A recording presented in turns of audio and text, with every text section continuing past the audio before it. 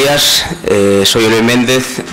Agradecerle su presencia en esta charla y agradecer también a la Cámara de Comercio de Avilés y al Ayuntamiento, en nombre de la Nueva España, la invitación a participar en estas jornadas, en esta primera edición de Norte Renovables, de una feria que nace con vocación de permanencia y que yo creo que ya se la ha ganado en 2 días, atendiendo solamente al número de visitantes en los stands y a la elevada participación en las diferentes charlas, en las diferentes conferencias que se han organizado, que además parece ser que han sido muy participativas, valga la redundancia, en el sentido de que la gente se pregunta y se interroga por muchos aspectos de los que se tratan, a ver si en esta ocurre exactamente lo mismo. Una feria de renovables que era necesario apostar por este sector, que en el fondo son muchos sectores englobados en uno solo, porque muchas veces hablamos del necesario, obligado cambio del modelo productivo, pero para encaminarse hacia él, lo primero que hay que hacer es visualizarlo. Y yo creo que ferias como esta es precisamente su función: visualizar, poner en contacto agentes de diferentes lugares, con diferentes proyectos, para de alguna forma generar las sinergias necesarias para que estos proyectos salgan adelante. Pues bien, en ese contexto se celebra la conferencia que vamos a disfrutar ahora, que está centrada en concreto en la movilidad eléctrica. Además tiene un título que me parece muy acertado: Presente y futuro de la movilidad eléctrica. Digo que me parece muy acertado porque de la movilidad eléctrica llevamos hablando mucho tiempo, pero siempre hablamos demasiado en futuro de ella, como si no fuera algo del todo presente. Del coche eléctrico llevamos oyendo hablar muchísimos años, bueno, bastantes años, como una posibilidad, y siempre parece que no acaba de ser una realidad cercana al ciudadano. Sí, los más a nivel de empresa, y luego tendremos aquí casos concretos, pero sobre la capacidad de desarrollo del sector del vehículo eléctrico, de la movilidad eléctrica, luego nos explicará Adriano con más precisión esa diferenciación, todo lo que engloba la movilidad eléctrica, pero sobre el desarrollo del coche eléctrico, del vehículo eléctrico, se lleva hablando mucho tiempo y parece que no acaba de alguna forma de cuajar del todo, aunque seguramente los ponentes que hay en la mesa luego me matizarán esto que estoy diciendo, ¿no?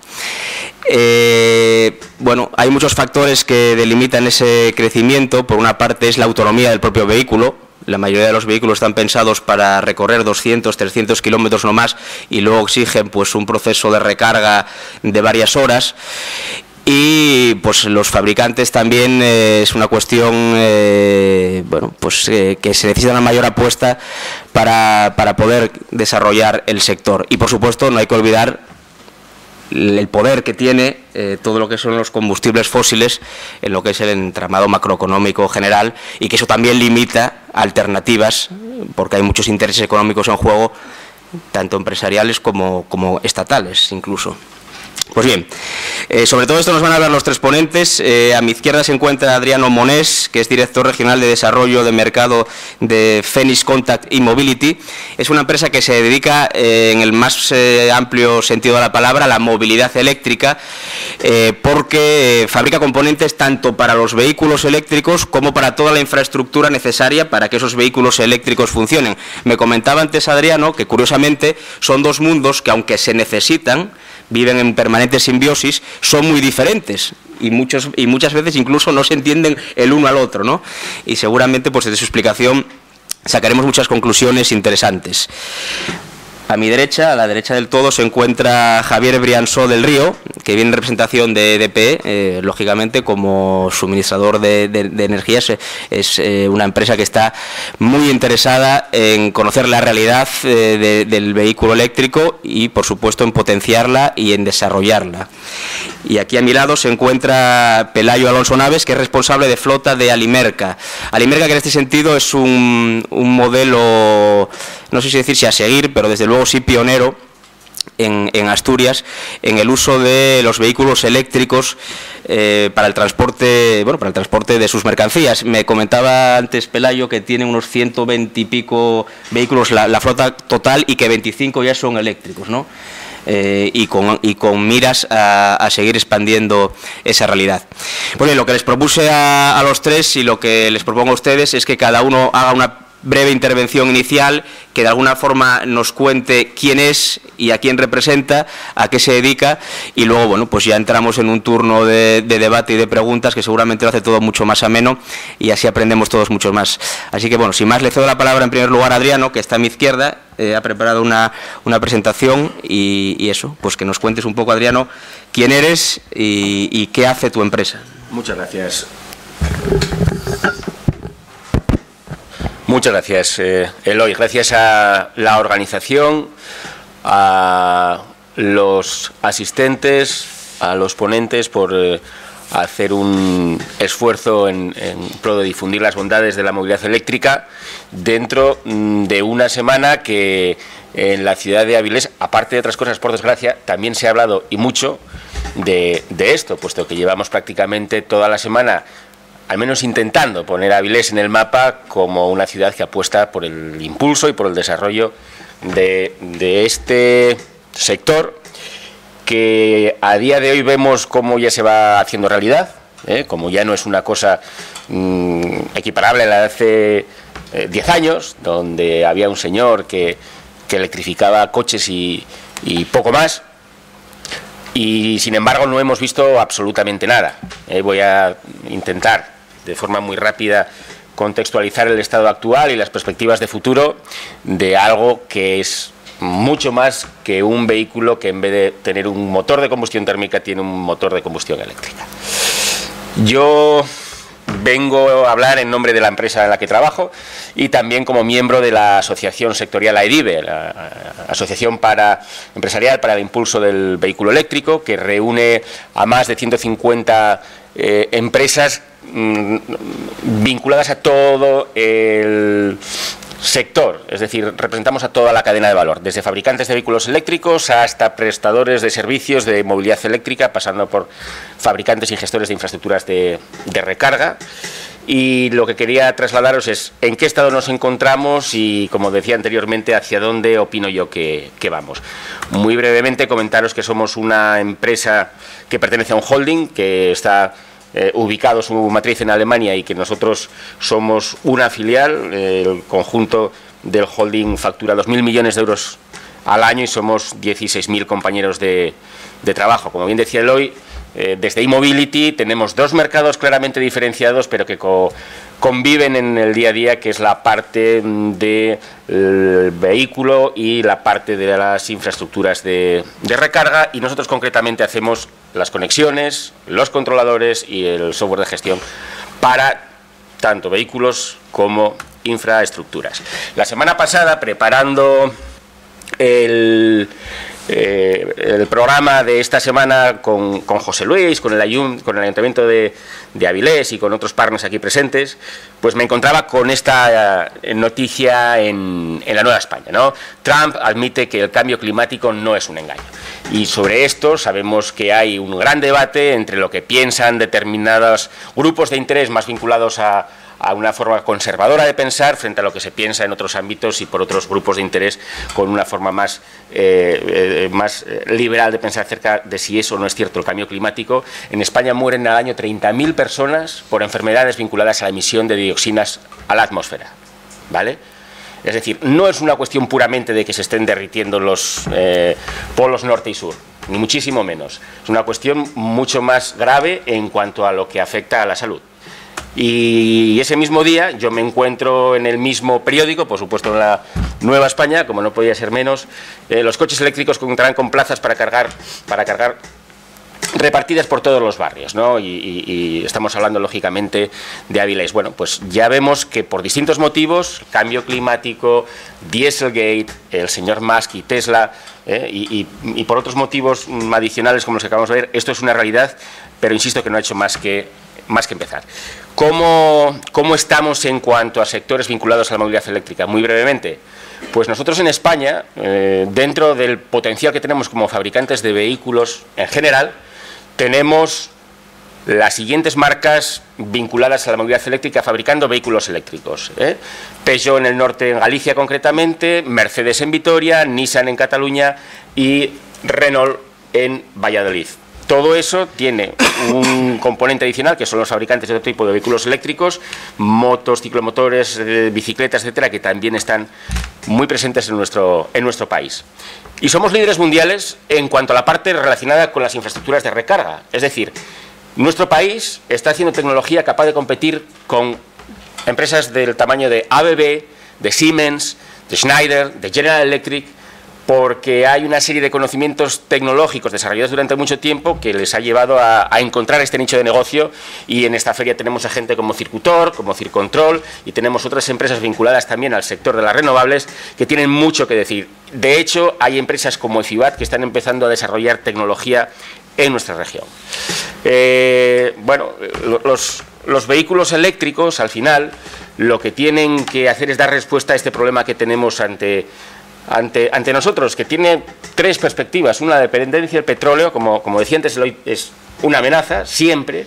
Un parque creciente de automóviles también, y una contaminación insostenible, como os comentaba, que tiene unas consecuencias brutales. De hecho, si en el año 2015 había 1.200 millones de vehículos, en el mundo, se espera que en el año 2050 haya 2.500 millones. Imaginaros si no tenemos en mente medidas para reducir el CO2 hasta en un 90%, el problema que nos vamos a encontrar, ¿vale? Y aparte de las infraestructuras y el propio vehículo, hay nuevos negocios por descubrir que ni siquiera a día de hoy sabemos cuáles van a ser, que tiene que ver con el coche conectado, autónomo y compartido. Ahí es donde está el gran negocio y el gran cambio de paradigma de la movilidad eléctrica, como supuso en su momento la llegada del teléfono móvil, que en su día pensábamos que era para hablar, ¿verdad? Y hoy en día, menos para hablar, lo utilizamos para un montón de necesidades que hace 10 años ni siquiera teníamos, que parte de ellas nos las han generado. Bueno, esto va a ser, yo creo que un cambio de paradigma muy similar. De hecho, en el año 2030, un único vehículo eléctrico, autónomo y conectado va a emitir 400 gigas de datos al día. Un vehículo, 400 gigas de datos al día. Eso en sí mismo es una mina, pues, de oro puro. Bien, ¿cómo estamos en cuanto a la parte del vehículo eléctrico en nuestro país? Pues muy por debajo de la media europea. No llegamos al 1% de cuota, teniendo en cuenta tanto los puros eléctricos como los híbridos enchufables. En cuanto a registro de vehículos eléctricos, pues ya veis en qué términos nos estamos moviendo. Esta es la categoría M1, es decir, coches, pero si pensamos en todo el compendio de L1, es decir, de vehículos ligeros, más los autobuses, más los camiones, no llegamos a los 11.000 vehículos matriculados al año. Y estas son las marcas que más se están vendiendo en estos momentos en nuestro país, teniendo en cuenta la parte de vehículo enchufable y la parte de vehículo eléctrico. Está el primero de todos el Renault Zoe, el segundo el Mitsubishi Outlander y el tercero el Kia. En cuanto a puntos de recarga, estamos en el entorno de los 5.000, como podéis ver, por encima de los objetivos del Ministerio de Industria marcados para el año 2020, lo cual es digno de mención, puesto que es uno de los parámetros que se encuentra por encima de la media. ¿Cómo van a ser las perspectivas de futuro, visto una vez la situación actual? Que, vamos a dar resúmenes, en infraestructuras no estamos tan mal, pero sí que lo estamos en cuanto a la flota de vehículos eléctricos.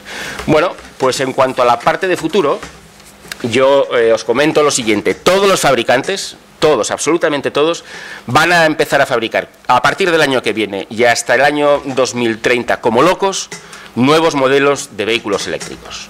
Hasta la fecha hay unos pioneros en todo esto, que hemos visto algunos de ellos y hay otros, como es el grupo BMW, como es, por supuesto, la compañía Tesla, pero a partir del próximo año, y por ejemplo, para que os hagáis una idea, del 20 al 25, solo el grupo Volkswagen va a sacar 25 nuevos modelos de vehículos eléctricos al mercado.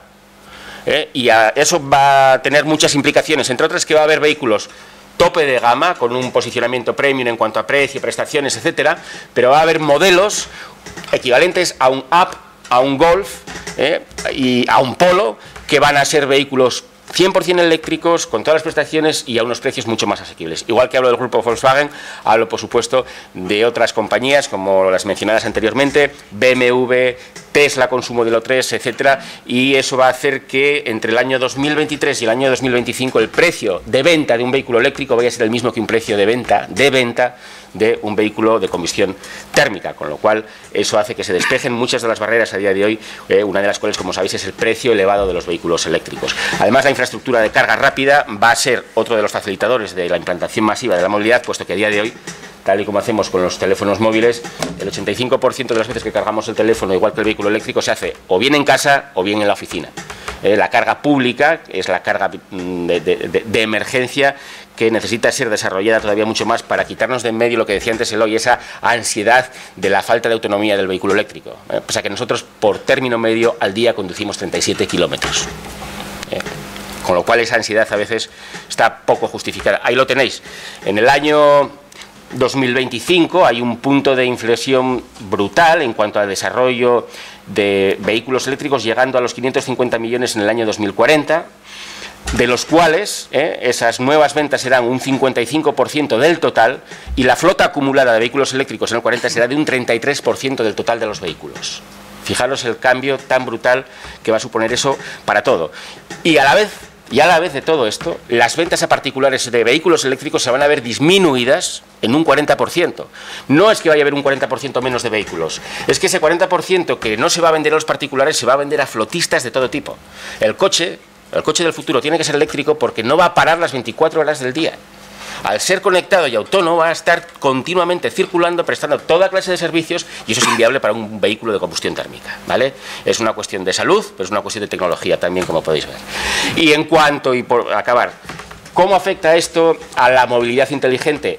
Pues aprovechando que estamos en la Semana de la Movilidad de Avilés y que estamos en este evento tan singular, trasladaros 4 reflexiones. Eso de la movilidad inteligente, del coche inteligente, sin el ciudadano inteligente, no tiene, absolutamente ningún recorrido. Ya puede ser todo lo listo que quiera el coche. Yo hoy he tenido que llamar a Javi para poder llegar aquí porque este teléfono inteligente me estaba volviendo loco por los alrededores de Avilés. ¿De acuerdo? Entonces, seamos conscientes de esa primera gran cuestión. La movilidad eléctrica es un elemento de cohesión porque convergen distintas tecnologías, convergen distintas necesidades. Para ello, además, y con muy buen criterio, el Gobierno del Principado de Asturias ha puesto en marcha una iniciativa singular, como es la Mesa Regional de la Movilidad Eléctrica, miembros varios aquí presentes, como consejo consultivo para ir desarrollando infraestructuras, proyectos singulares, actividades demostrativas, etcétera, etcétera, etcétera. De hecho, hace muy poco organizamos en Avilés el primer Congreso Internacional de Carga Ultrarrápida para Vehículos Eléctricos, el primer Congreso Internacional. Bueno, esas oportunidades surgen de ser una región en la que nos conocemos casi todos, en la que no somos muchos y encima nos llevamos casi todos prácticamente bien. Bueno, pues ahí están miembros para hacer muchas más cosas. Como os comentaba, pues entre otras, definir esos corredores de infraestructuras. Mirad, nosotros tenemos muy poca infraestructura de recarga rápida y totalmente desvinculada de la que existe en el resto de Europa y en nuestro país. Tenemos que conectarnos a las autovías del futuro con proyectos singulares para desarrollar ese tipo de corredores eléctricos. Y por último, hay otra cuestión que mi compañero de AEDIVE siempre pone encima de la mesa cada vez que viene a Asturias a predicar, acerca de las bondades de la movilidad eléctrica. Nosotros, como región, tenemos algo que supone un área metropolitana en la que suceden el 80% de todas las cosas que suceden en esta región. Y es un caldo de cultivo y es un escenario ideal para hacer proyectos como el que nosotros llamamos Asturias 0.0, es decir, 0 emisiones, 0 accidentes, y que todo eso pues se apoye entre los 3 vértices que forman ese área metropolitana que, insisto, es el caldo de cultivo ideal para poner en marcha iniciativas de desarrollo, de despliegue, tanto de nuevas infraestructuras de recarga como de vehículos eléctricos. En Madrid triunfa el car sharing porque tiene una entidad suficiente para que los flotistas pongan coches de 500 en 500 y ya hay 4 compañías que son el paradigma en sus casas matrices de lo bien que funcionan estos proyectos. Eso no se puede equiparar a Oviedo, a Avilés o a Gijón porque no tiene entidad, pero sí se puede pensar en un área metropolitana donde haya prácticamente 700, 800.000 habitantes que puedan ser público objetivo para ese tipo de proyectos. ¿De acuerdo? Yo ahí lo dejo, creo que es algo que merece la pena que debatamos y que reflexionemos, puesto que para eso estamos aquí. Muchísimas gracias a todos y a disposición de lo que tú mandes. Si quieres que hablemos un poco, si quieres que te damos la palabra. Muchísimas gracias a ti, Adriano. Has arrojado una multitud de datos interesantísimos, casi quedaría para una conferencia cada uno de ellos. Yo me quedo con datos como esos 400 gigas al día, esa digamos, inflación de puestos de carga sobre lo que es la flota de los vehículos y esa última idea que lanzaste para el área metropolitana. Tanto se habla del área metropolitana, ¿no? En los últimos meses, ese 0.0, ¿no? 0 accidentes, 0 emisiones. Suena casi onírico, ¿no? Suena cerveza sin alcohol. Suena, sí, pero bueno, suena también muy bonito. Sí. Suena también muy bonito. Luego, si te parece, pasamos al turno de preguntas. Antes vamos, lo que habíamos hablado, una pequeña intervención de cada uno de los ponentes. En el otro extremo de la mesa se encuentra Javier Briansó del Río, que viene en representación de EDP, lógicamente una compañía que está muy interesada y muy involucrada, ¿no?, en el desarrollo de la movilidad eléctrica, y nos va a contar un poco cuáles son los proyectos que está llevando a cabo la compañía, y también un análisis breve nos hará de cuál es la situación de la movilidad eléctrica a día de hoy en Asturias, porque poca gente como él la conoce. Así que adelante, Javier. Hola, buenos días. Perdona, si me permitís, voy a, para empezar, preparé unas slides que podemos echar un ojo juntos.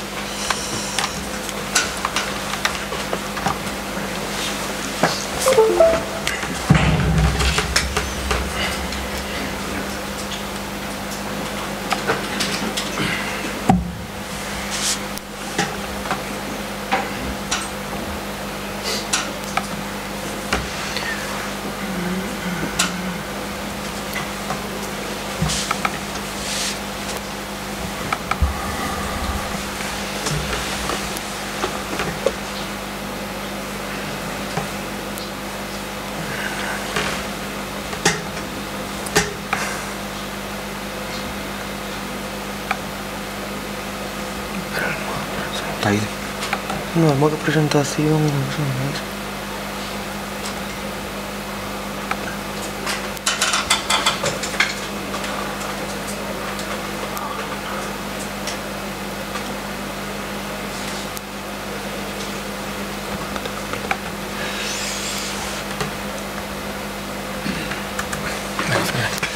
Bueno, pues mi nombre es Javier Briansó. Como bien dijo Eloy, trabajo para EDP.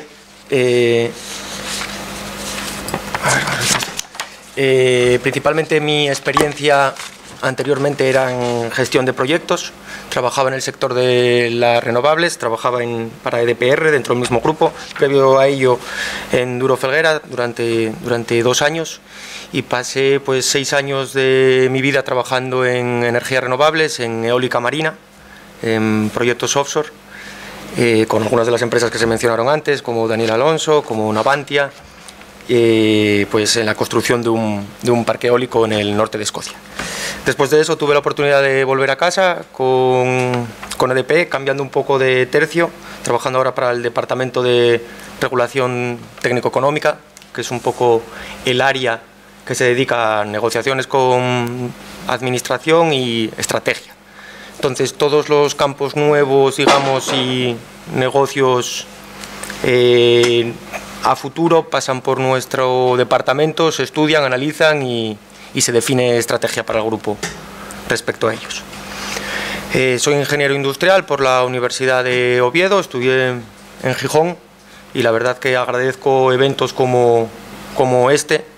Después de vivir un tiempo en Reino Unido, te das cuenta que los británicos son muy buenos en el marketing y vendiendo lo que hacen. Aquí hay un conocimiento excelente, y la verdad que todo este tipo de iniciativas para para favorecer la promoción, yo creo que son muy buena idea y son bienvenidas. Entonces, bueno, volviendo al tema de la movilidad eléctrica, la idea de la presentación, vamos a ir rápido porque al final hay un montón de datos. Adriano ya mencionó los más importantes de ellos, pero bueno, sí que algunos conceptos es importante volver sobre ellos y que quede muy claro, ¿no? Entonces, la presentación va un poco, la idea va desde lo general a lo particular, empezando por las directivas europeas, que son las que definen un poco cuál va a ser el futuro de todo esto. Al final, no digamos que viene impuesto de Europa, pero bueno, digamos que en el momento que se definen unas directivas y unos objetivos de reducciones de gases de efecto invernadero y demás, todo eso va a tener una influencia que se materializa en cada uno de los países miembros.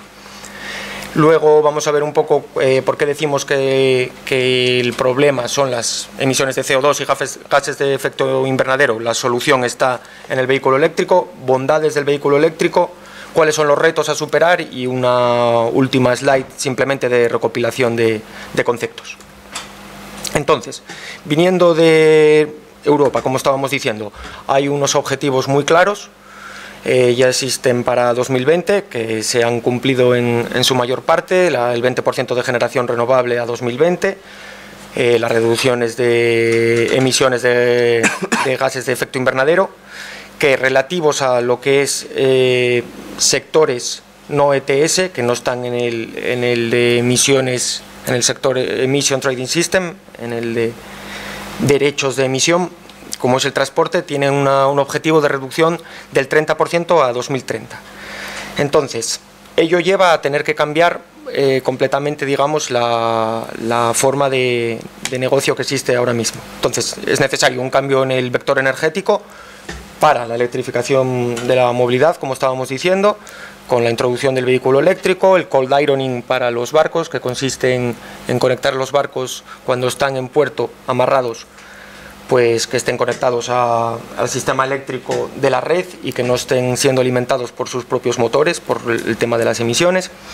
Electrificar el ferrocarril, que ahora mismo en España el 80% aproximadamente de la red de ferrocarril funciona con diésel. Electrificación de usos térmicos en residencial, electrificación de la industria, o sea que no solamente es la movilidad, pero la movilidad es uno de los principales. Además, generación libre de emisiones, bueno, todos sabemos, está en los medios continuamente los objetivos de cierre de plantas de carbón, las que más emiten CO2, y pues cambiar el mix energético a un mix energético más renovable, metiendo nuevas renovables, repotenciando las localizaciones buenas que hay actualmente, que se utilizaron en su día en pequeñas potencias previo al desarrollo de la tecnología que existe ahora mismo, así como el famoso autoconsumo, que desde luego va a ser un aporte a todos estos objetivos. Además, pues bueno, va a haber unos sistemas de control que no conocemos ahora mismo en el mercado, digamos, cotidiano de gestión de la demanda, de mejorar la eficiencia energética con la conservación de la energía en todos los procesos. Entonces, volviendo al tema del transporte específico, las emisiones de CO2 que representa el transporte son un 16% de las emisiones totales del país. O sea que realmente estamos hablando de uno de los sectores que más contamina, más que las centrales de carbón ahora mismo, por poner una comparación. Y realmente pues una actuación sobre ello se ve que es completamente necesaria y empieza a ser urgente. Entonces, desde Europa, volviendo a esas directivas, se ha lanzado un plan que recoge un poco los puntos que comentaba antes Adriano, que es una reducción de las emisiones, una digitalización de todos los procesos y la automatización de las actividades relativas al transporte. ¿Eso qué quiere decir? Que como conocemos ahora mismo el día del mundo del transporte va a cambiar, va a haber un cambio en el paradigma de utilización, el vehículo de combustión interna va a desaparecer, realmente pensamos que si no, con esos objetivos no se va a cumplir, y se va a orientar todo mucho más a la eficiencia, a la compartición de vehículos, a los alquileres por horas, y todo ello requiere de esa digitalización y automatización que comentábamos antes, ¿no? Entonces, al final, este objetivo es, desde el punto de vista macro, desde un punto de vista económico, es una oportunidad para la Unión Europea, ya que para un continente como es Europa, dependiente completamente de combustibles fósiles, el dejar de tener esa dependencia es una oportunidad que mejorará la competitividad del continente como tal. Entonces, hay que ver esta transición como tal. ¿Cuáles son las líneas temporales que se están utilizando? Igual que para el resto de directivas energéticas, los periodos claves son 2020, 2030 y 2050 para todas las políticas. 2020, en términos de transporte para España, parece que no lo vamos a cumplir, o podemos decir que no lo vamos a cumplir. 2030 va a ser necesario una aceleración y 2050 está muy claro que el objetivo es cero emisiones, así que será necesario ponerse a la obra cuanto antes.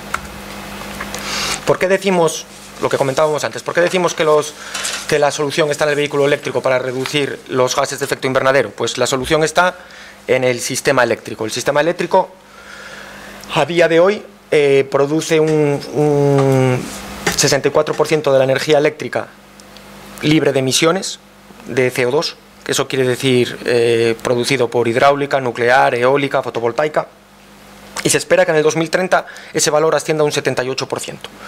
Hay que tener en cuenta que esta evolución tiene que ser siempre respetando los tres pilares básicos del sistema eléctrico, que tiene que ser que haya seguridad de suministro, que exista competitividad en el precio y una sostenibilidad. Es decir, no puede haber emisiones o reducción de emisiones y todos los objetivos que estábamos comentando antes. Aquí lo que vemos es, simplemente por curiosidad, si os interesa, en el 2017, esto es los porcentajes de producción dependiendo las fuentes de generación. Como podéis ver, el carbón tiene un peso del 14% y la nuclear del 23%. Si vamos a 2030, este es el escenario base presentado por la comisión de expertos que fue encargado por el anterior gobierno, por Alberto Nadal, el expresidente de Energía, como un consenso del Congreso para tener una estrategia 2030 de generación y para poder tener un plan para esa transición energética, y se ve que el carbón desaparece, menos 14% en generación, y la nuclear también se reduce. Entonces realmente pues esa energía será generada por más eólica y sobre todo más fotovoltaica. Es el plan. Entonces, bueno, esa reducción de emisiones se llevará directamente al transporte vía el vehículo eléctrico. ¿Cuál es el impacto del vehículo eléctrico en el sector? Pues lo que se espera va a haber un aumento de la demanda, obviamente. No va a ser un aumento tanto como se podría esperar sin conocer los números, o sea, tienes que entender los números, hacerlos, y ves que el aumento de demanda es mayor, pero por poner en términos cuantitativos comparativos, es menor del que hubo con la explosión de, digamos, el uso del aire acondicionado en el pasado. O sea que, bueno, hay una demanda que está ahí, pero no es que vaya a cambiar completamente el sistema eléctrico, vamos a tener que meter nueva potencia, digamos. Los números que, digamos, defienden esto es, si tomamos como consumo medio del coche eléctrico los 15 kilovatios hora cada 100 kilómetros que es referencia en el mercado, teniendo en cuenta que según el Instituto Nacional de Estadística los kilómetros medios recorridos por los turismos en España son unos 12.500, ese consumo anual son unos 1.875 kilovatios hora año, con unos 5,5 millones de vehículos a 2030, que serían los necesarios para cumplir con los objetivos indicados anteriormente por la Unión Europea. Eso supondría un consumo anual de 10,3 teravatios, que básicamente, para ponerlo en términos que nos podamos entender, serían 3 ciclos combinados, como los de Soto de Ribera que hay ahora mismo. Esos son 2, porque son 2 plantas, Soto 4, Soto 5, serían 3 como esos, de 400 megavatios cada uno, funcionando 24 horas al día durante 365 años.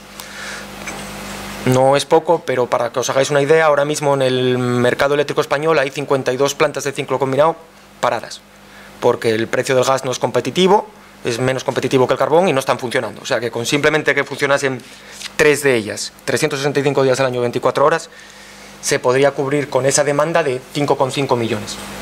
Entonces, bueno, como podéis ver, tampoco es que vaya a ser un caos en términos de generación.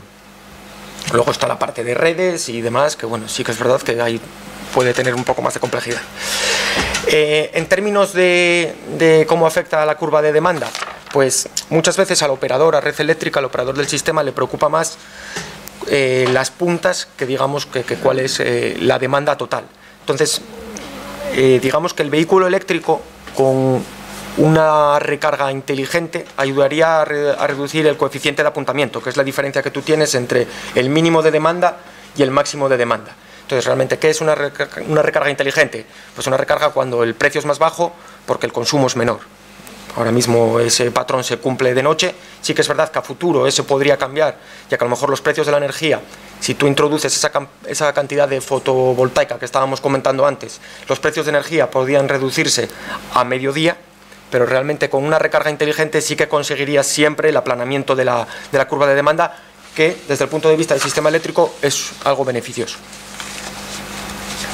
Vale, entonces si nos centramos ahora un poco en las bondades del vehículo eléctrico, dejando ya de lado los términos macro y la respuesta del sistema eléctrico ante este, pues ¿por qué el vehículo eléctrico contamina menos? Pues porque es mucho más eficiente. Como podéis ver en los círculos rojos que están ahí señalados, para recorrer 100 kilómetros necesitas 14,2 kilovatios hora, unos 15 que comentábamos antes, independientemente de qué tipo de combustible utilices, ¿no?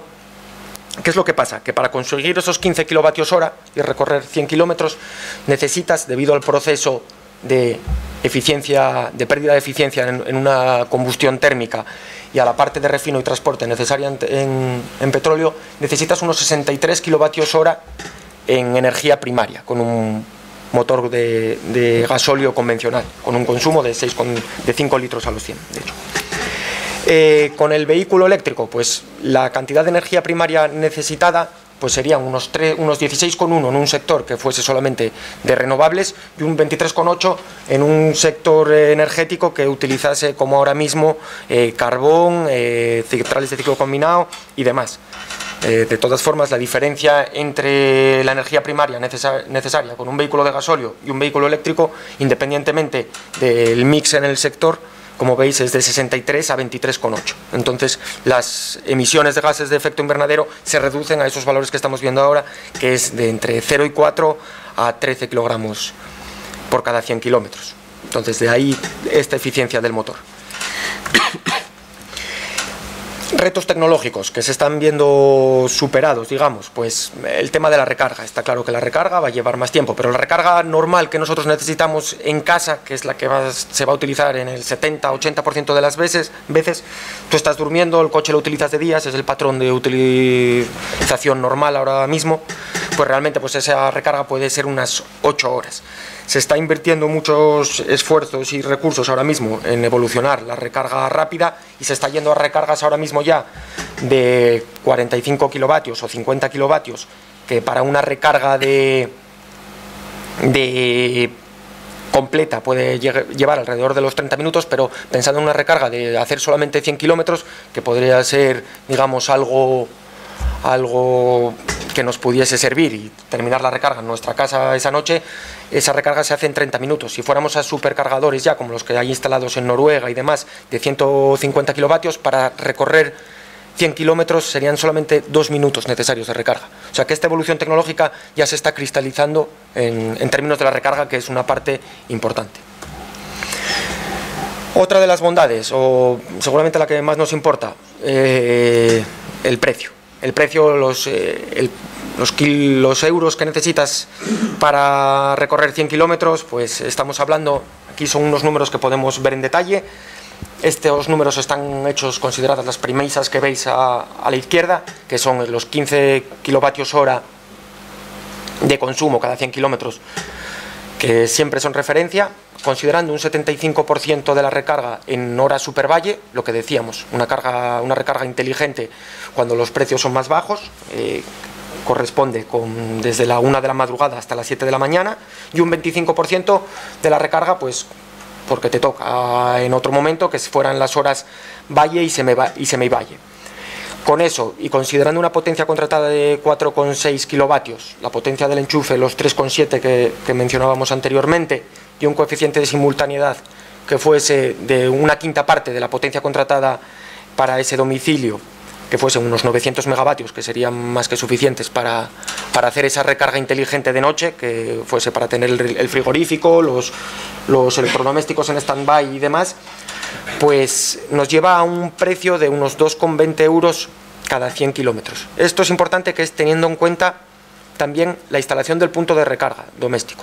O sea, se considera el punto de recarga aproximadamente, la instalación en casa, son unos 1.500 euros, pues se considera una amortización a 10 años y considerando esos 12.500 kilómetros recorridos al año.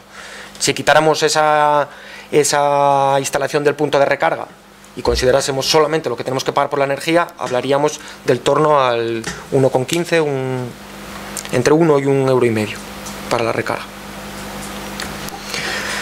Vale, esas son todas las bondades y ahora está claro que hay retos a superar. Estoy de acuerdo con Adriano que principalmente, y hablando en otros foros con más experiencia, principalmente en Europa, el problema principal parece que es la falta de vehículos, no tanto la falta de puntos de recarga, porque está demostrado que realmente tú el coche no lo utilizas tampoco a los 400, 300 kilómetros que queremos de autonomía. El patrón de utilización es mucho más bajo. Pero de todas formas está claro que necesitas esos puntos de recarga para animar al consumidor a tener el vehículo eléctrico. Entonces estamos un poco en el dilema del huevo y la gallina. ¿Qué necesitas antes, los puntos o los vehículos? Está claro que los puntos necesitan ir por lo menos en paralelo y necesitas desarrollar esa red, esa infraestructura de recarga en la que también estamos un poco por detrás de Europa. Para ello es necesaria la definición de un marco estratégico a nivel nacional que tenga sentido, instalando los puntos de recarga donde es necesario para el consumidor, para su recarga, también para la red de distribución, que haya espacio que pueda ser puesto ese punto de recarga, reduciendo los costes en el sistema, reduciendo los costes en la red de distribución, flexibilizar y definir regulatoriamente claramente quién puede dar esos servicios. Con el último Real Decreto del 15 de 2018 y la derogación del anterior, del 647, parece que hay una buena iniciativa a quitarla o reducir la figura del gestor de carga, que era un poco complicada, y favorecer que se pueda cualquiera, digamos, o cualquiera con incentivo para hacerlo, la instalación de ese punto de recarga y la comercialización de esa energía.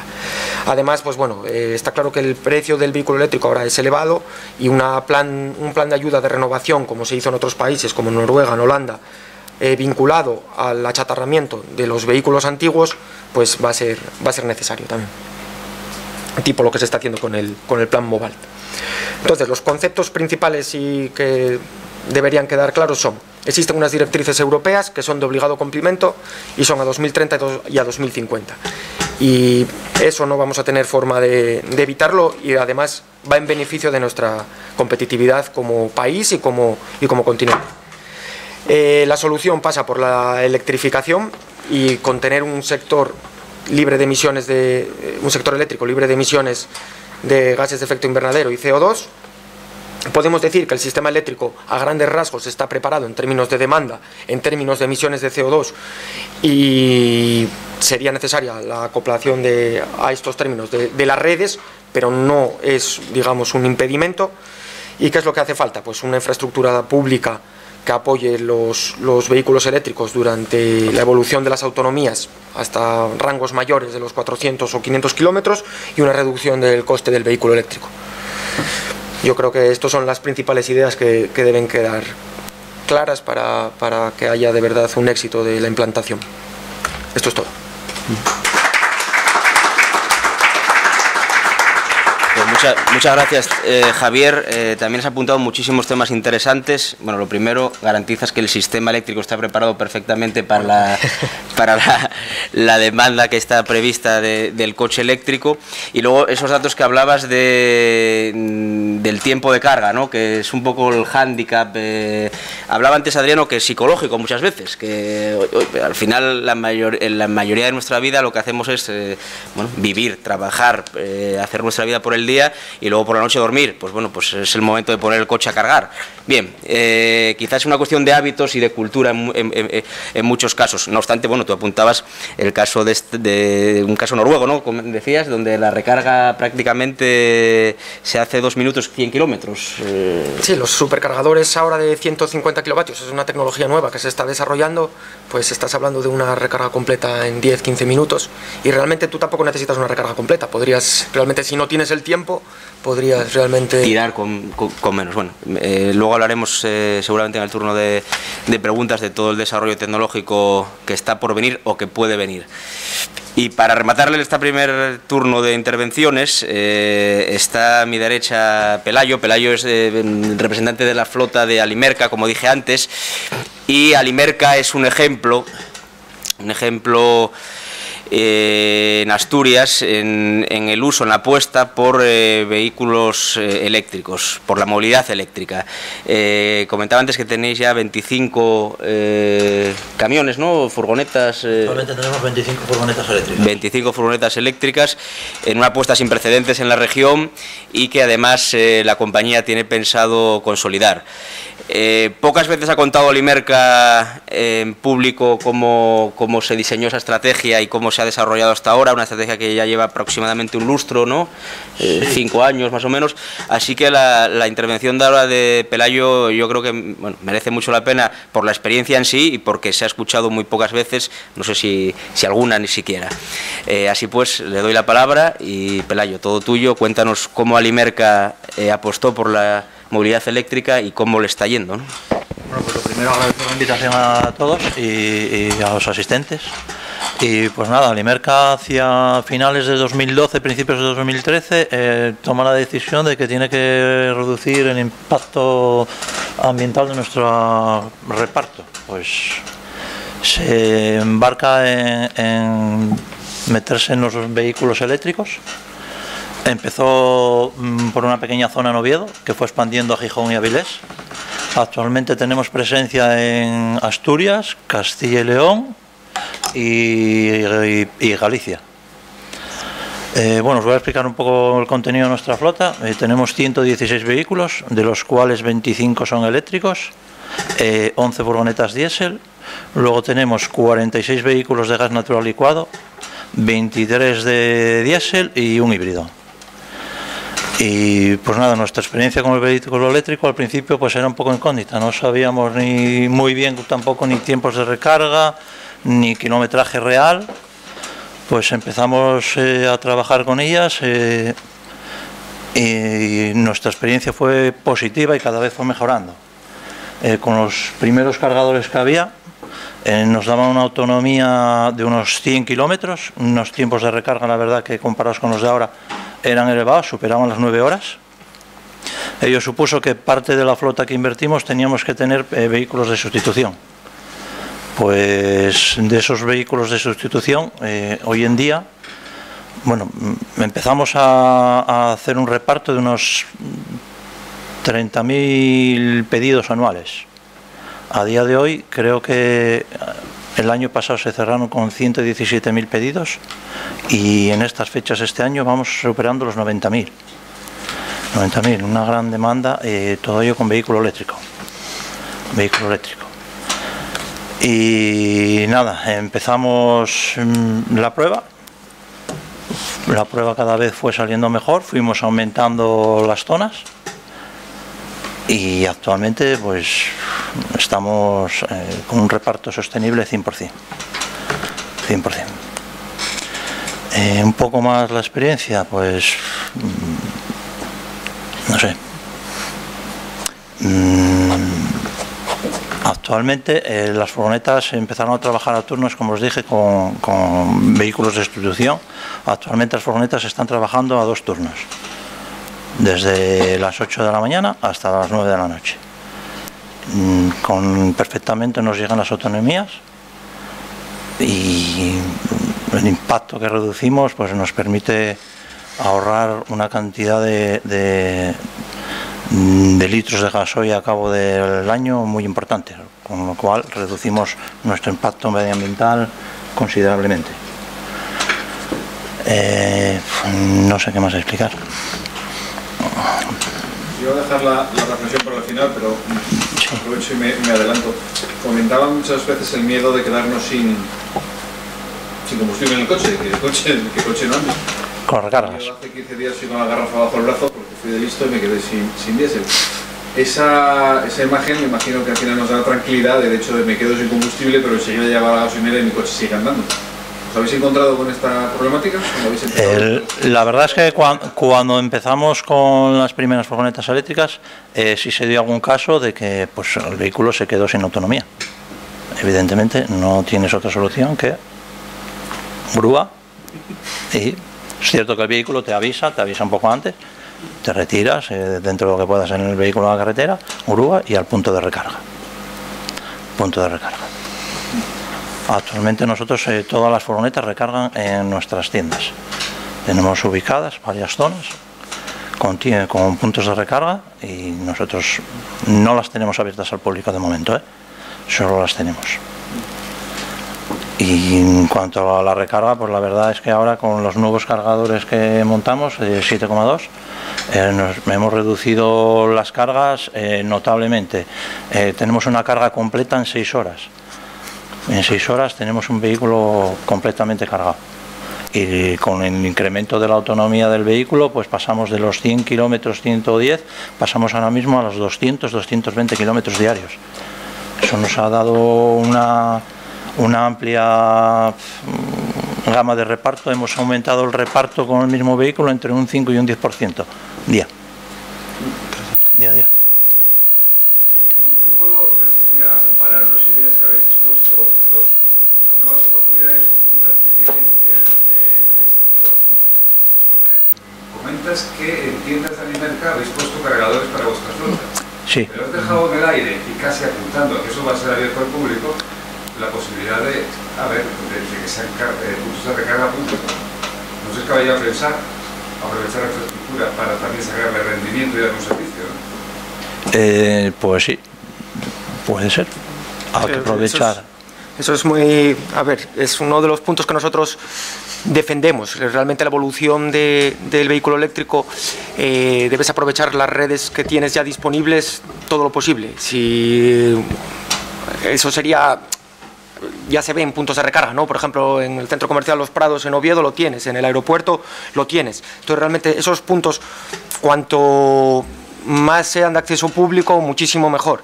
De ahí lo que comentábamos en la presentación de la flexibilización de la figura que permite esa venta de energía. Realmente antes tenías que definirte como gestor de carga y entonces alguien como Alimerca, como IKEA, no podría dar ese servicio a no ser que tuviese el perfil y de denominación social, de empresa energética, venta de energía. Todo esto se está flexibilizando para poder dar ese tipo de servicio, que sin duda toda ayuda es poca para este despliegue. O sea que pensamos que es fundamental el flexibilizar eso y es lo que la experiencia positiva que hay de otros países donde hay más avance en términos de la implantación del vehículo eléctrico. Enlazando con esta flexibilización o pseudo-liberalización y arrimando un poco el ascua a nuestra sardina al tema avilesino, Avilés está preparando, esta pregunta va sobre todo orientada a Javier y a Adriano, está preparando, me imagino que lo sabéis, una ordenanza municipal para regular todo el tema del coche eléctrico, una ordenanza que, bueno, sí es cierto que hay otros municipios como Llanera que la tienen ya desarrollada, pero dentro de los grandes municipios asturianos de alguna forma pretende ir a la vanguardia, ¿no? La ordenanza que está preparando el ayuntamiento. Escuchando todo lo que habéis dicho, liberalización, flexibilización de los puntos de recarga, la necesidad no tanto de que haya más puntos de recarga, sino de que haya más coches, pero a la vez un poco la pescadilla que se muerde la cola. Si el cliente o el potencial cliente no ve el punto de recarga, no adquiere el vehículo. Bien, ¿por dónde debe orientar una ciudad del tamaño de Avilés y en la situación de Avilés, ubicada en esa área metropolitana a la que antes hacía referencia, por dónde debe orientar, por así decir, su política de movilidad eléctrica, que además está elaborando ahora? Luego es un buen momento, ¿no?, para dar consejos y sugerencias. Yo creo que ya la está orientando. Vamos a ver, de todos los asistentes, ¿cuántos han probado un vehículo eléctrico? Por favor, levanten la mano si son tan amables, hagan ese pequeño esfuerzo. 1, 2, 3, 4, ¿vale? Estamos en una sesión sobre vehículos eléctricos y el 80% de los asistentes han pasado por delante del stand de Triocar, que amablemente pone los vehículos eléctricos a su disposición junto a una flor que pone Faen que se ve desde Gijón, y no somos capaces de que el 100% de los asistentes hayan probado el vehículo eléctrico. Así luego el pobre Dani se coge los disgustos que se coge, porque está aquí dándolo todo y al final pues nos queda ese sinsabor. Lo primero, hacer lo que estamos haciendo y mucho más. Es decir, difusión, sensibilización, mucha promoción, mucha comunicación. Y luego, como hace Gijón, como quiere hacer Oviedo y como va a hacer Áviles, tener un plan de movilidad urbana en el que la movilidad eléctrica sea una parte, pero no un todo en sí mismo, sino que esté imbricado en otras cosas que están vinculadas, pero que son complementarias. Es decir, la movilidad eléctrica nunca va a sustituir a otro tipo de movilidades como es el caminar, que es muy saludable, el transporte público, que es muy económico, etcétera, etcétera. O sea, yo creo que a muy corto plazo lo que se está haciendo en ayuntamientos como el de Áviles, trasladar al ciudadano las bondades, porque además es responsabilidad del ayuntamiento, que es la administración pública más próxima a las personas, y por otro, hacer un plan de movilidad en el que este tipo de iniciativas tengan cabida ya con una estrategia a largo plazo. O sea, a corto, yo creo que se están haciendo ya cosas, y a largo pues, hay que hacerlas con más enjundia y de una perspectiva más estratégica que lo que va a ser. Hablabas, Javier, de previsión de demanda, que no va a ser una eclosión monumental, ni mucho menos. ¿En qué os basáis a la hora de hacer esos pronósticos? Quiero decir, bueno, a ver, los números son sencillos. Simplemente tú tienes el consumo del vehículo, de la eficiencia que comentábamos antes, que el impacto en la demanda no vaya a ser tan alto como podría ser esperado, digamos, sin hacer los números. Tú tienes esos 15 kilovatios hora por cada 100 kilómetros y comentando los 12.000 kilómetros al año, los 80 que decíamos al día, con eso sacas la demanda. Lo multiplicas por el número de vehículos que tienes y no hay más. Las cifras en ese aspecto son muy sencillas. La cifra de 5,5 millones a 2030, ojalá lleguemos, y es por lo que hay que pelear, porque de verdad creemos que es en el beneficio de todos. No lo sé, si no se llega se debería estar cerca, y si no, pues quedaremos a la cola de Europa y habrá sus sanciones, y lo que pasa cuando no cumples directivas europeas, a lo que se está enfrentando ahora Polonia por términos de emisiones de CO2 y unos términos, bueno, pues complicados, o sea que... Y perderemos un tren maravilloso, que es el de apostar por un nuevo modelo económico de desarrollo. Sí. De país, de región y de tecnología, sin lugar a dudas, que es una de las cosas que más se incide en estos momentos. En Asturias tenemos una empresa como SDP, tractora de todo lo que tiene que ver con la movilidad eléctrica. Tenemos empresas expertas en generación, distribución y almacenamiento de energía. Tenemos empresas expertas en carrocear vehículos, aunque no sean precisamente deportivos. Bueno, pues sabiendo que la forma de desarrollar la industria va a ser distinta a futuro, pongámonos a trabajar en Berkeley de Asturias en todo eso, porque lo tiene y muy grande. En ese sentido, ¿cómo ve las políticas de penalización al combustible fósil? Por ejemplo, pienso en los impuestos al diésel o bien. ¿Cómo veis ese tipo de políticas? ¿Son necesarias, van en esa línea, o así tampoco se va a conseguir necesariamente que haya un incremento de la demanda del coche eléctrico? Si al grupo Volkswagen no le penalizan por el Dieselgate, por mucho que Elon Musk hubiera tirado desde Tesla por el vehículo eléctrico, jamás estaríamos a día de hoy con estas expectativas de futuro. Porque eso viene por lo que viene. Ahora, que tenga que ser el ciudadano el que absorba una parte tan importante del esfuerzo para esa transición energética, me parece desmesurado. Ahora, que haya medidas de estímulo de otro tipo, apoyos de todo, bueno, pues eso, de todo tipo a apostar por esta industria futuro, sin que solo sea el punishment, pues creo que sería tan efectivo o más. No es bueno que se descargue en el ciudadano el esfuerzo desproporcionado que se le está pidiendo hoy en día para permitirse esa así, ¿no? Pero comentabas que uno de alguna forma de los hándicaps, ¿no?, de la operación que hicisteis era el elevado coste inicial, ¿no? Es decir, que tardéis un tiempo en amortizar, pero que luego es muy positivo el resultado. Sí, el positivo luego al final es muy bueno. Date cuenta que tienes que hacer una apuesta inicial, porque el vehículo es bastante más caro, luego tienes que hacer un proyecto en tiendas en cuanto a instalación de cargadores y demás, pero luego el resultado en precio del gasoil ahora mismo y el precio de la electricidad, pues te compensa. ¿A qué plazo más o menos? Pues date cuenta que en la inversión nosotros creo que se amortizó a 3 años. 3 años. Sí. Perfecto. Quería preguntarle, ¿qué experiencias o qué sensaciones os transmiten los conductores de las furgonetas o los repartidores? Pues los conductores están muy contentos. Muy contentos, muy contentos. La experiencia del vehículo eléctrico, la conducción es... A ver, yo te voy a contar mi experiencia cuando cogí por primera vez el vehículo eléctrico. Yo pensé que estaba despegando en una nave, porque aceleré aquel vehículo, salía, no hay un ruido, vas ahí aislado. Es una experiencia muy positiva. ¿Costó al principio? Sí, a mí me costó. Yo que estaba del vehículo diésel y más del camión, cuando subía a la furgoneta la sensación que tenía era que estaba, ya te digo, en una cápsula. Y aquí no hay ruido, aquí no...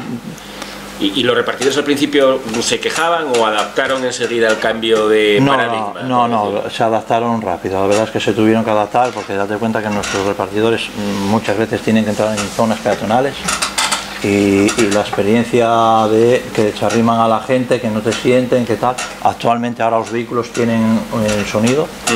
Tienen para activar el sonido en zonas peatonales, pero al principio sí te decían, es que vas por una calle peatonal y te arrimas y la gente no se aparta, no te sienten, no tal, era un poco una experiencia un poco para ellos novedosa. Yo tengo una duda desde el punto de vista del consumidor. A mí lo que más miedo me da, yo entiendo que un coche, yo por ejemplo lo uso eso, 60 kilómetros al día, no lo uso más. Entiendo que no sería factible para mí a lo mejor estar 2 horas cargando el coche, pero sí que sería factible por mí por la noche. Sí. ¿Por qué? No sé, yo he visto muchos, no tenía miedo a comprarme un coche eléctrico desde el punto de vista de la autonomía que tendría el coche si pudiera cargarlo por la noche, pero yo he visto muy poco lo que es poder cargarlo en las gasolineras, comunidades de vecinos, en las cocheras, donde se guarda el coche, donde guardo yo el coche habitualmente. No veo ningún proyecto ni nada, no sé si está pensado alguna manera de que el coche esté en el garaje y bueno, que distintos coches estén cargando el coche por la noche. Yo no he visto ninguna cosa de eso y es lo que más me preocuparía a mí a la hora de tener un coche eléctrico. Digo, oye, pues si lo puedo dejar cargando por la noche, estupendo. Yo cuando lo vaya a coger, eso sí, si lo tengo que ir buscando un punto, que yo he visto puntos exagerados. No he visto también cocheras o a lo mejor el caso de Limerca sí, pero desde el punto de vista de comunidades de vecinos, no sé si hay algún proyecto o de concienciación o algún tema de... Bueno, a ver, eso es una parte... Ahora mismo en las comunidades de...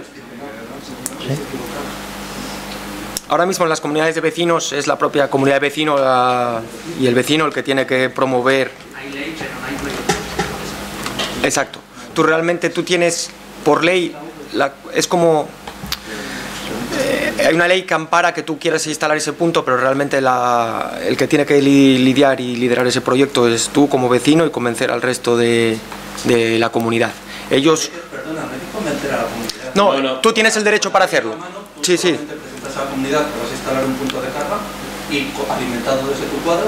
Correcto. Tú pones tu punto de carga y punto. Correcto, mientras tú tengas... Aquí la gente, yo creo que hay mucha gente que piensa que es que voy a sobresaturar la instalación del edificio, pero realmente los edificios desde el 2015, la normativa en la construcción dice que tienen que estar preparados para tener los puntos de carga suficientes para todos los vecinos.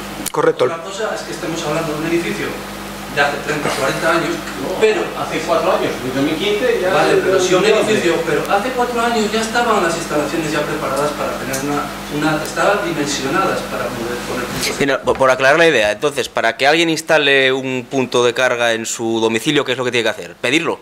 Solamente comunicárselo a la comunidad de vecinos. ¿Y ya?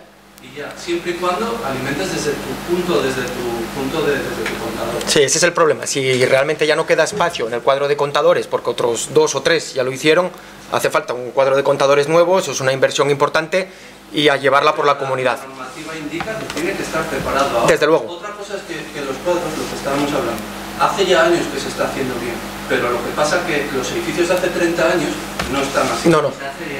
Sí. Pero es que los de hace 10 y los de hace 30, para cumplir la normativa de eficiencia que hay ahora y las revisiones que están haciendo las ITVs a los edificios famosos, los edificios tienen que cumplir con esta normativa, si no, no la pasan. Pues ese es el gran meollo, porque para que EDP pueda facilitar al usuario de un vehículo eléctrico un punto de carga y que no tenga que pagar 6.000, 7.000 o 8.000 euros por instalación, tiene que estar preparado para ello. Y en las viviendas de nueva construcción sí que ya está preparado, pero no sé, anterior construcción de hace 5, 6, 7 o 10 años no. Y eso en la mesa regional de la movilidad eléctrica se habló que se está trabajando en ello. Bueno.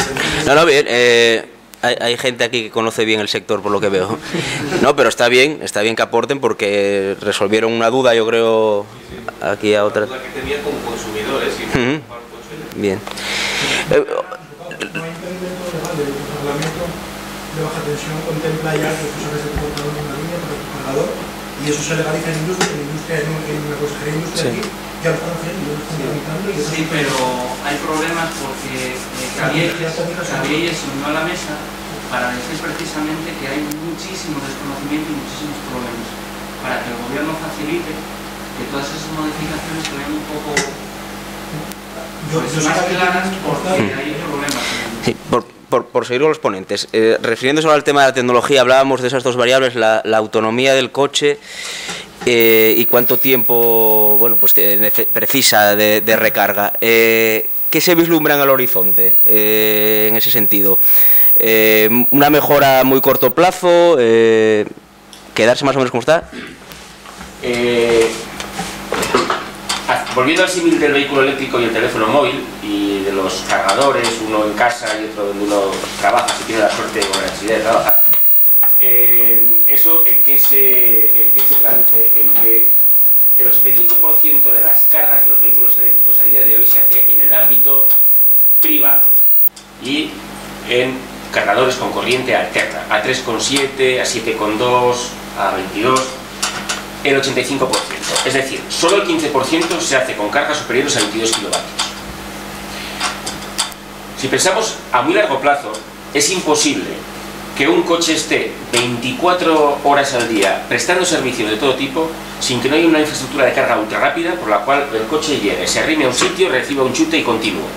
O sea, que esa proporción, si realmente queremos apostar por esto de forma decidida, se tiene que revertir, porque se necesita una infraestructura de carga ultra rápida brutal, por lo tanto un grid, una red que también soporte todo eso, y eso quiere decir no solo tener generación, distribución, sino capacidad de almacenamiento, etcétera.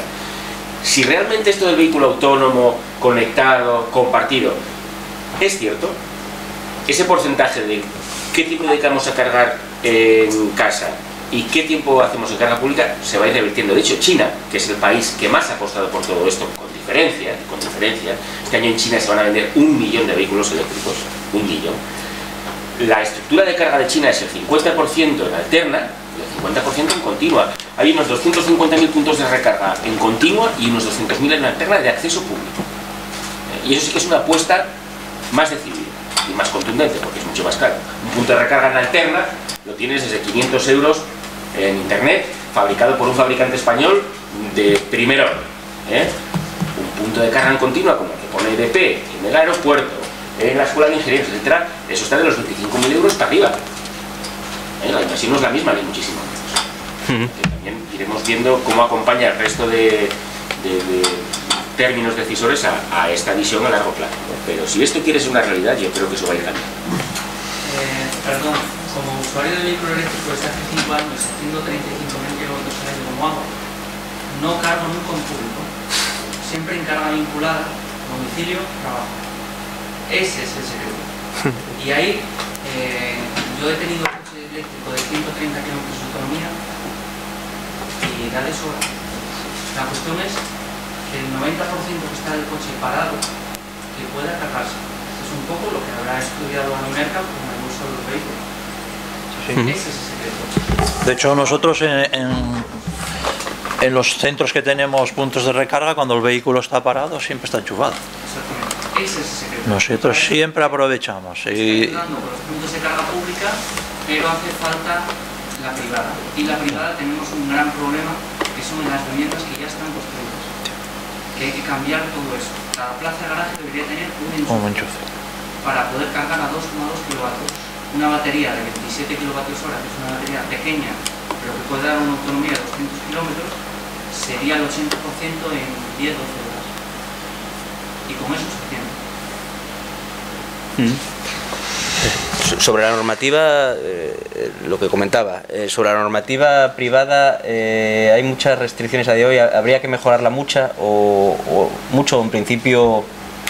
Hombre, desde luego, digamos que el Real Decreto 15/2018 que estábamos comentando antes, que bueno, fue bastante famoso porque la nueva ministra Teresa Rivera, pues eso, quitó el 7% de generación. Hicieron, digamos, diversas actuaciones en el sector respecto a la movilidad, que es una pequeña parte de este Real Decreto.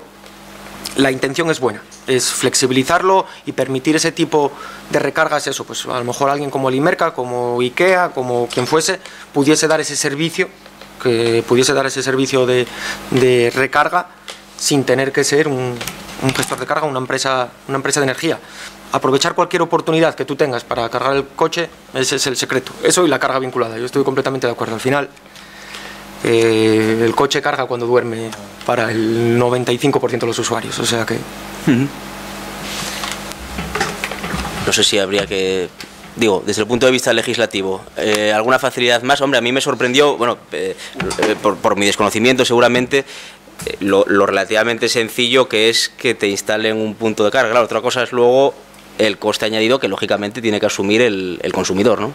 Mira, es más, los nuevos modelos, por ejemplo, de Nissan Leaf, ¿vale? Que es el modelo más vendido en todo el mundo desde el año 2010.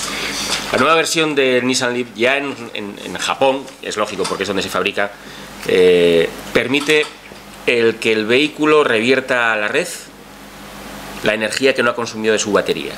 Entonces tú piensas, llevado eso a este ámbito, si nosotros cargamos en horas valles, como bien comentaba antes el compañero de EP, y compramos la energía a un precio subvencionado, y durante el tiempo que consumimos esa energía no pagamos el precio de mercado y además lo que nos sobra lo podemos revertir de nuevo a la red para autoconsumo, es el círculo virtuoso.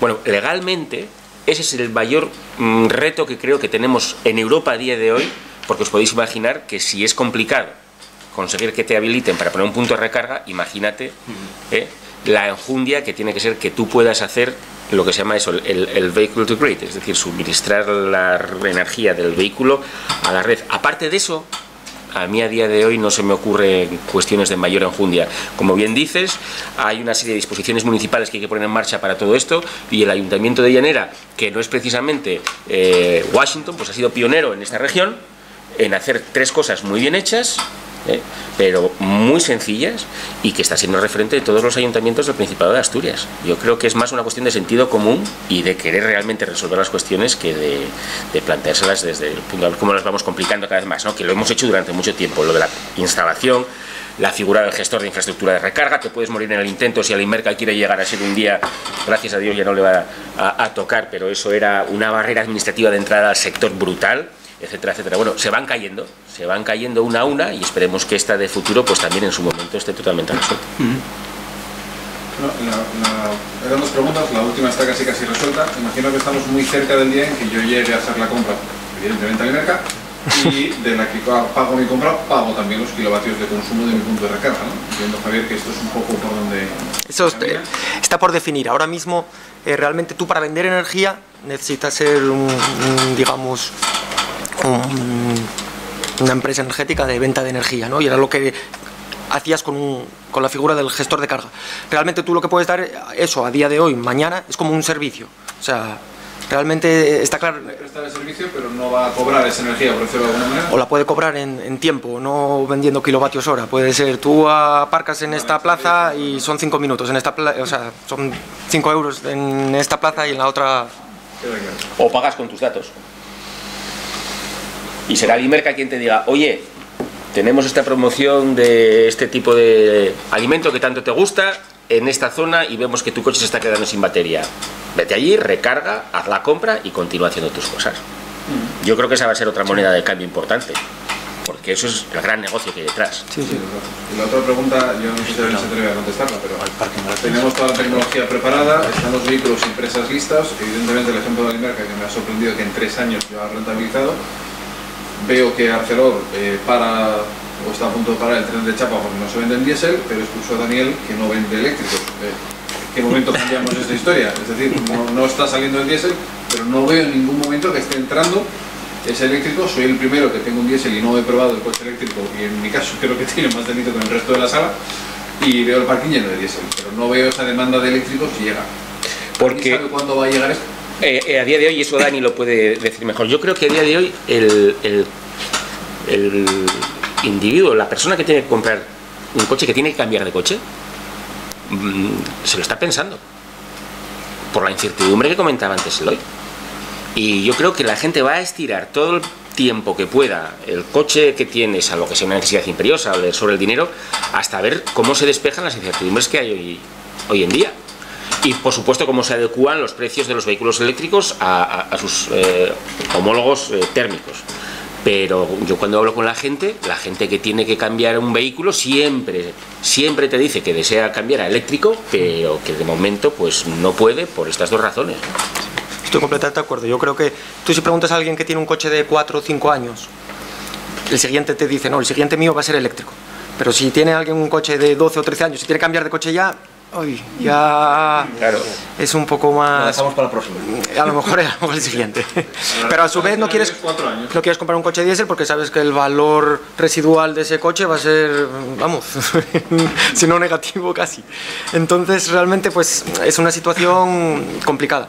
Yo creo que estamos muy cerca de salir de este problema, y de verdad, comentando lo que decía antes Adriano, yo a lo mejor sí que creo que, aunque no sea muy popular, sí que es necesario desde el punto de vista de la fiscalidad, el dar señales, por lo menos, es decir, señores, cuidado, que nosotros venimos avisando que si te compras un coche diésel ahora, a lo mejor no puedes entrar al centro de Madrid, bueno, ya desde hoy, dependiendo, desde, sí, creo que es efectivo en nada, ¿no? Coches anteriores al 2006, joder, es un coche nuevo, joder, tú te compras un coche en el 2004 o en el 2005, es un coche nuevo, y ya no puedes entrar al centro de Madrid. O sea que al final, esas señales desde el punto de vista de los políticos tienen que darse.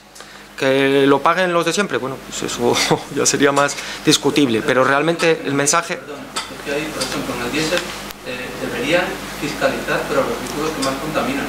Un Euro 2006B, por ejemplo, diésel, emite una cantidad de CO2 y de NOx que es ridícula comparada con un vehículo del 2006. Sí. ¿Por qué a los dos les vas a cobrar un impuesto si uno casi no contamina y el otro contamina una barbaridad? Sí, sí. Yo tengo un Volvo del 2006, desde el 2005, por ejemplo, y a mí a veces me da vergüenza cuando miro por el retrovisor el humo que echa. Me da vergüenza. Hay que pisarle más. Es que me da vergüenza, yo le piso mucho, ¿no? Y sin embargo, cuando voy en eléctrico, dices tú, ostras, es que, y la mentalidad está en eso, en que nosotros mismos nos tenemos que dar cuenta de todo lo que le estamos haciendo al planeta, ya no a nosotros mismos, y a los que viven alrededor nuestro. Yo muchas veces me hace gracia porque cuando acelero y sale la marada, el vehículo que viene detrás se queda, está evitando el humo. Deberíamos evitar el humo directamente. A lo que iba, ¿no sería más fácil cobrarle al que más contamina más que al que menos contamina menos? Sí, bueno, en vez de cargar a toda la población con un impuesto que es subvencionado, ojo, que el diésel está subvencionado desde hace muchos años. Porque en el proceso de craqueo del petróleo, no sé si sabréis, que se tiene antes la gasolina que el gasoil. Sí, sí. A ver, ¿cómo aplicas luego esa fiscalidad? Está claro que los criterios serían muy revisables. Yo los términos de la fecha no lo veo muy... ¿no? Pero bueno, por lo menos es uno. O sea, realmente es un paso. Luego, una cosa que has comentado y que es fundamental es también la propia gente, tomar conciencia y el quererlo. En países un poco más del norte de Europa hay ese sentimiento de decir, yo no quiero contaminar. Si yo me voy a esforzar también por el no hacerlo. Creo que esa parte pues también es importante. Por lo que estoy diciendo, bueno, el coche eléctrico lleva mucho tiempo llamando a la puerta y no acaba de recibir el empujón definitivo para entrar, ¿no? Pero sí es verdad que en el mundo empresarial quizás está bastante más desarrollado que entre los particulares. ¿Qué tipo de empresa, por lo menos aquí en lo que es Asturias, qué tipo de empresa suele, o qué tipo de empresario suele apostar por el coche eléctrico? ¿Y qué capacidad hay de mejora en ese sentido, o de expansión, mejor dicho? Pues yo creo, a ver, te voy a contestar un poco ahí. Yo creo que el empresario, las empresas que apuestan un poco, ahora mismo yo creo que va enfocado un poco al tema de distribución. Todo aquel distribuidor que tenga futuro de entrar a repartir en una ciudad, ahora mismo estamos un poco pendientes de... Todos son restricciones, todos son un poco normativas que tampoco se sabe muy bien cómo van. Te pongo un caso, por ejemplo, nosotros reparto sostenible a lo que es la ciudad, no de reparto a domicilio, sino reparto suministro de tienda. Toda nuestra flota va enfocada ya a cara al gas natural. Y todo va enfocado a posibles restricciones y posibles... te voy a poner un caso en concreto. El año pasado en Gijón prohibieron la entrada de vehículos de más de 7.500 kilos. Claro, nosotros íbamos con vehículos que son de gas natural licuado. Llegamos al reparto y la propia policía no tenía muy claro si podíamos pasar o no podíamos pasar. Digo, mira, es que ahí tienes la pegatina, vehículo tal. Dicen, ya, pero es que la restricción es un vehículo de más de 7.500, ya, pero nosotros no contaminamos. Pues dejaron al final tuvimos que dejar. Pero yo creo que las empresas sí van un poco enfocadas a eso, como te decía, a la empresa de distribución, ¿no? Cara de entrada a la ciudad y todo eso está un poco en alerta. Muy bien. Y hay una cosa importante que comenta el tema de la libertad, es decir, amortizar en 3 años todo lo que es la inversión, y a partir del tercer año es ahorro, puro y duro. El ahorro en cuanto al combustible. En cuanto al combustible, no en cuanto a eso. Te hablo en cuanto al combustible, No entiendo ninguna empresa parecida a Limerca que no lo haya hecho, que no esté ya haciendo este tipo de soluciones, porque por muy claro que sea, si en 3 años tienes amortizado y a partir de ahí ya tienes ahorros significativos en todo el combustible, más luego que puedas acceder a sitios donde la verdad es que es algo que hay que, bueno, animar a este hombre para que siga predicando por ahí el ejemplo, porque si no, y convencer, porque sí, ya no solo al consumidor, al pequeño consumidor, que ahí a lo mejor nos cuesta todavía un poco más, pero las empresas que miran más el dinero, más que nosotros, eso es donde... Estamos hablando de una inversión inicial que fue los puntos de carga, ¿no? ¿Y cuántos vehículos? Fueron los primeros vehículos, no fue la tanda ya de 25 vehículos. De 25 vehículos. Sí, y luego otra cosa que quería comentar es el tema de lo del gas licuado. Entre el vehículo eléctrico y el gas licuado, en cuestión de amortización es lo mismo, que ha sido lo mismo, el consumo también. No, porque, a ver, date cuenta que el vehículo de gas licuado es en razón a precios mucho más caro que el diésel. En diésel, por prácticamente los vehículos que nosotros sacamos llevan dos depósitos que nos abastecen de unos 240-245 kilos de gas, depende un poco la temperatura y demás, y cada depósito encarece mucho, cada depósito se ronda unos 10.000 euros. Entonces el vehículo hay una diferencia importante en cuanto al diésel a lo que actualmente tenemos de gas natural licuado. Ahí la inversión es un poco mayor y claro, tardamos un poco más en amortizar.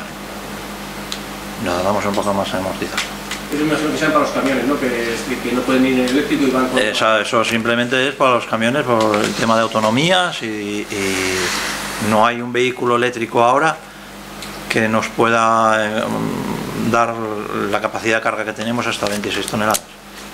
No hay. Creo que va a haber pronto tendremos noticias de un vehículo, pero en principio, de momento no hay un vehículo eléctrico 100%. La alternativa que nos queda, el gas natural licuado. Nos proporciona una cantidad de autonomía que llegamos hasta los 1.100 kilómetros. ¿Con una carga 1.100? Con una carga de 240 a 245 kilos, rodamos y hace lo que es carretera todo, llegamos a los 1.100 kilómetros.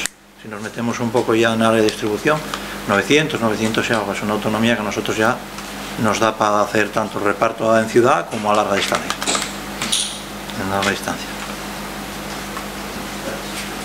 Por comentar una cosa, si tomamos como ejemplo Noruega, todos los postes de precalentamiento de motor los han convertido en punto de carga. Moraleja, si donde tengo mi coche parado puedo tener un punto de carga, resultado, a día de hoy el 60% de la flota está electrificada. ¿60%? 60%, y el 40% es eléctrico puro. respuesta un poco a lo que decía Javier antes. 60% a día de hoy híbrido enchufable o eléctrico potente. ¿Por qué? Porque donde está el coche lo puedo cargar. Y eso es un poco a lo que estaba comentando antes el compañero de DP y lo que estaban comentando por aquí antes también de aparcamiento. Si yo tengo donde cargar, puedo comprar un coche eléctrico. O me lo puedo empezar a plantear. A lo mejor no le vale para todo el mundo. Por dar un dato, que nos gustan muchos datos a los periodistas, en 5 años, por ejemplo, ¿qué porcentaje de vehículos eléctricos podríamos estar hablando en España? ¿Qué porcentaje? Sí, aunque sea mínimo, que decir. A ver, las directrices que se dan desde la Unión Europea, o en línea con lo que se comentaba antes aquí en la mesa, van en proporción de vehículos eléctricos y puntos de recarga. O sea, en paralelo sería el crecimiento. Para que vaya creciendo todo a la vez, ¿no? Entonces, lo que se estima como objetivo de cara al año 2020, o sea, para pasado mañana, que muchos no vamos a cumplir, es que haya por cada vehículo, o sea, que haya 10 vehículos eléctricos por cada punto de recarga de acceso, lógicamente, acceso público. Tú cuando compras un vehículo eléctrico viene con su cargador, para un enchufe de 220. ¿A día de hoy qué porcentaje hay aproximadamente? En España estamos en 1,5 más o menos. O sea, habría que duplicarlo en 2 años. Eso es. En año y medio. De hecho, los objetivos del Ministerio de Industria en el plan de competitividad hablaban de 150.000 vehículos en el año 2020, cuando se hizo, hace un año y medio, y ahora los han rebajado a 100.000 y creo que nos va a costar bastante llegar a ese objetivo. Sí, yo diría que un mínimo a 2025 un 10% de la flota, unos 2 millones para poder llegar a esos 5 millones que necesitas en 2030 para cumplir con los objetivos de emisiones de CO2. O sea, con un 10%. Los fabricantes, los mencionabas antes, ¿cómo están funcionando? Bueno, tú también me imagino que conocerás algo más en detalle, hablabas de ese modelo inminente que os habían dicho, ¿no? Pero ¿cómo están los fabricantes? ¿Cómo se están moviendo? Pues los fabricantes se están moviendo mucho al vehículo eléctrico, lo que pasa es que tienen las autonomías muy reducidas en cuanto a vehículo de más de 3.500. Están peleando por las autonomías, yo creo, con los acumuladores y demás, los puntos de recarga. ¿Hay una apuesta decidida, hay una apuesta real? Yo creo que sí hay una apuesta decidida y real, yo creo que sí. Yo creo que va a tener una pelea, yo creo, muy grande con el gas, Van a tener una pelea ahí, de hecho, menos Alemania, que yo creo que es la que más está apostando por el vehículo eléctrico. Creo que además Italia, España, todo, el gas está expandiendo, pero muy grande, está muy grande. Sí, sí. Va a haber yo creo que va a haber un poco un conflicto ahí. Conflicto de a ver choque, hacia dónde tira la tecnología, si hacia el gas o el eléctrico. Y a día de hoy, y por temas de recarga, puntos de recarga, de suministro, el que primero suministre, ponga puntos de recarga, tanto de gasineras como de puntos de tal, puede ser el que se abra una vía de negocio ahí.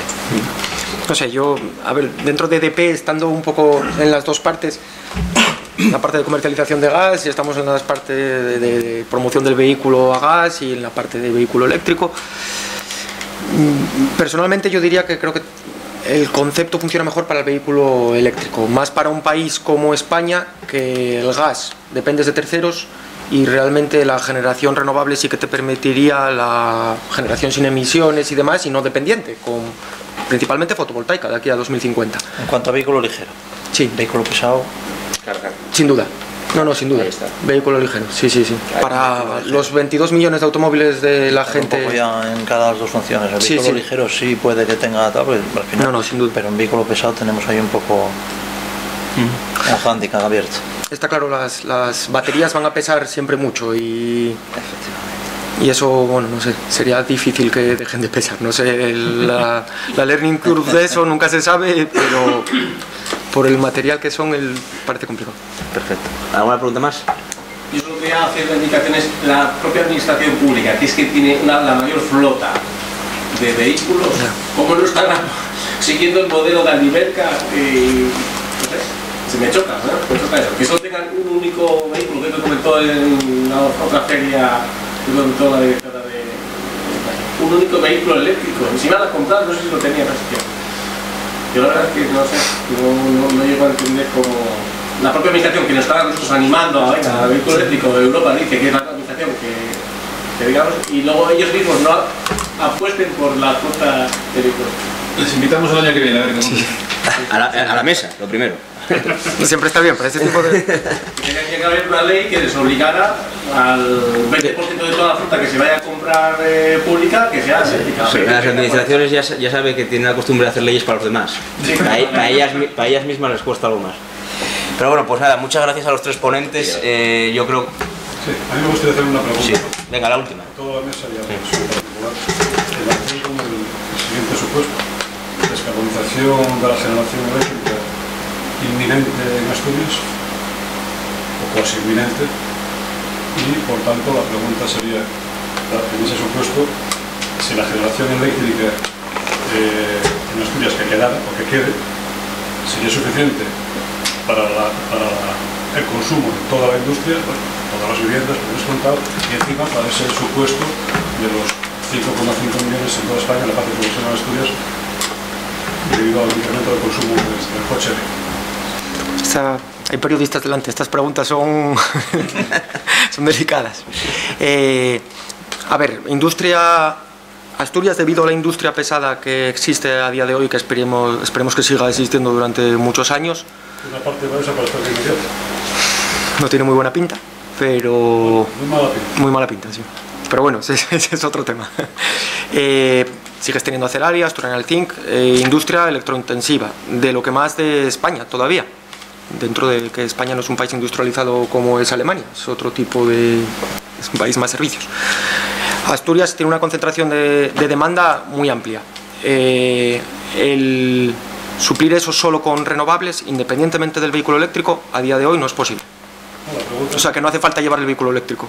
La pregunta mía era, ¿se descarboniza? Sí. Descarbonizar me refiero intrínsecamente a carbón, ¿no? Estrictamente a carbón. Quedarían los ciclos combinados. Sí. Bien. Con solo los ciclos combinados y el resto de la autogeneración, por así decir, sería suficiente, incluido porque sí, la central térmica de la Florida, la de... No sería. No sería. No sería suficiente. No. Pues tenemos mucho que hacer. Hay generación renovable, me refiero. Sí. Bueno, y el almacenamiento. Y el almacenamiento, el almacenamiento, el problema es que dependes más de un desarrollo tecnológico no conocido, que desde luego... a ver, como la eólica en su día, los aerogeneradores eran de 600 kilovatios y cuando yo marché de Escocia los aerogeneradores eran de 10 megavatios cada uno. Instalamos una central nuclear allí, 1000 megavatios, un parque eólico. Eso en su día era impensable, o sea, va a haber un desarrollo de una tecnología que no conocemos, pero desde luego apoyarte ahora mismo en las baterías o el almacenamiento es un poco más complicado. Te necesitas decir, voy a suplirlo con potencia. ¿Cuáles son los planes del gobierno? Si piensas en los objetivos que tienen de cierre de carbón y demás, pues harían falta unos 7.000 megavatios al año, que es una auténtica barbaridad. O sea, la tendremos que estar instalando ahora mismo. Sí. Bueno, pues, sí queda. Pues con ese propósito, por seguir haciendo, damos por concluida la conferencia. Yo creo que ha sido muy interesante. El objetivo didáctico que se perseguía, yo creo que se ha conseguido con creces. Y nada, emplazarles a próximas conferencias y a disfrutar de la feria.